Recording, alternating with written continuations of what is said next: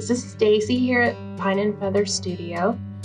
I just wanted to share with you guys my settings that I've been using to digitize my pen and ink drawings.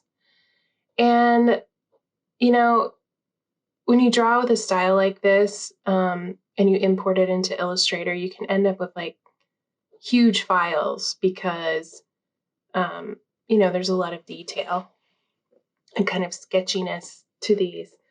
And so here you can see I've scanned these in. They have a good, nice amount of detail, but they're not humongous files. So I just wanted to share with you my settings that I've been using. So I'm going to go ahead and scan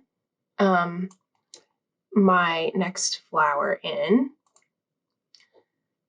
And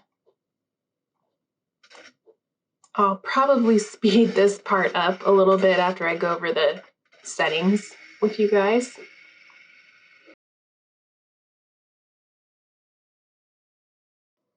Okay, so I have my overview scan. This is a poppy that I've drawn. And what I like to do when I'm in here is I like to use black and white.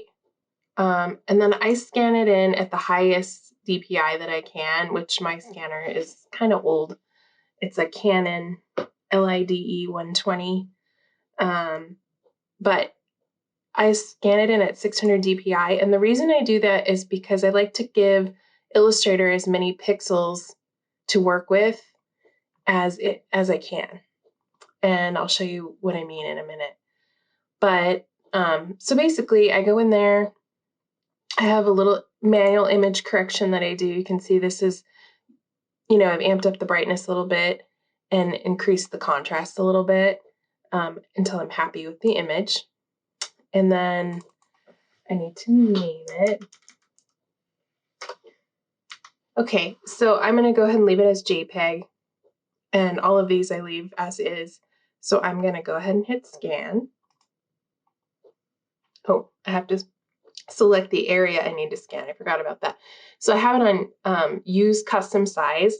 And I just do that because it just makes the file like a little bit smaller when you can just select the part that you want. So we'll call that good. So now I'll hit scan.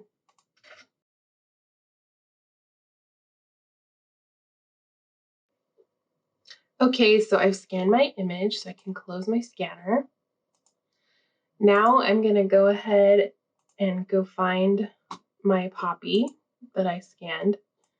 And I'll just go ahead and drag it in here. And it's huge, as you can see. So we'll zoom out. All right, so I use Image Trace.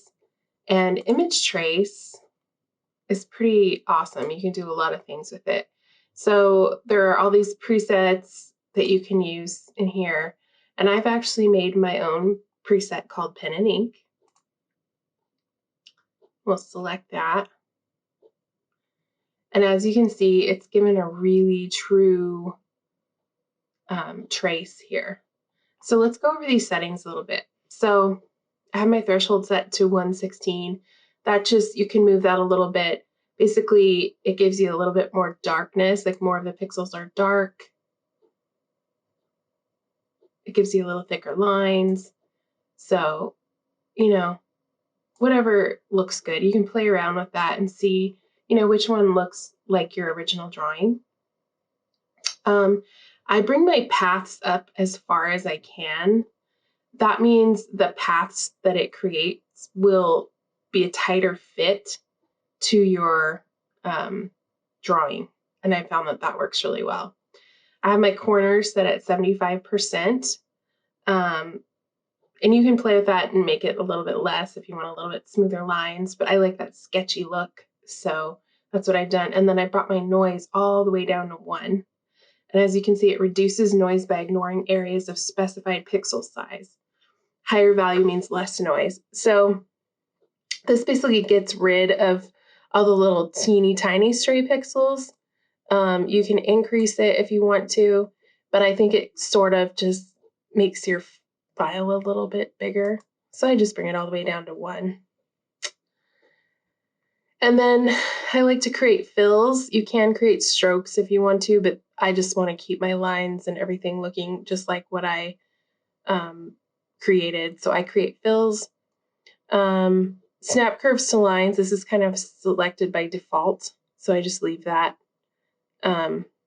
there. And then ignore white. That will ignore the white background. So we have it in preview mode. So this is what it's going to look like. So now I can click expand. And as you can see, now it's a vector. So we'll get rid of that. And I'll go in here, I double click on here, and I'm just going to go ahead and delete the stuff I don't want. So that looks pretty good. And I'm going to go ahead and get out of there. This is all grouped together. That's how I want it. I'm going to make it much smaller so it fits on my artboard. And then the last thing that you want to do is do a simplify on your paths. So I'm going to hit Command H to hide my points, hide the blue part so I can see what I'm doing here. And I can zoom in a little bit. So what I like to do is you go in to Object, Path, Simplify. And it automatically, simplifies the curves by 75%.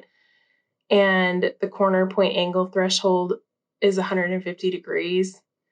Basically, though, what you want to look at is right here, how many points were in your original and how many points are in your new. This has taken it from 17,441 points down to 4,876 points, which that's a really good reduction. If you take it down even more, you'll start to lose some of the fidelity. I've found that the auto simplify works really well. And then if you don't get this, this little dialog box here, I have this checked here. It says retain my latest settings and directly open this dialog. So I'm going to cancel out of here. And then, okay, I guess we have to say okay to get that to go away. So object, path, oops, to select something. Object, path, simplify. And you normally get this tiny little dialog box. So if you're getting this, you can do that just fine, but I like to see what's going on in there. So if you click more options, it will open up this bigger box. And then if you want this big box to open every time you click this right here, retain my latest settings and directly open this dialog. So hit OK. So that is how I scan in my pen and ink drawings and get them to look, the way they do when I draw them, but in vector form. So now I can change the color to gray. I just have everything in gray for right now. And as you can see, I've scanned quite a few things in here, and it's not slowing down my computer. Once you have your settings the way you like them and you want to be able to use it over and over again, you can create a custom preset. And the way that you do that is you go right here to Manage Presets and click that and save as a new preset. And then I called mine pen and ink, but you could just call it new pen and ink and hit OK. Since I already have mine saved the way I like it, I will just cancel.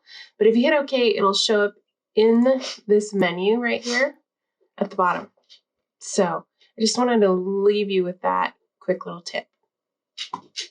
So these are the motifs for my upcoming pattern collection called Picking Posies.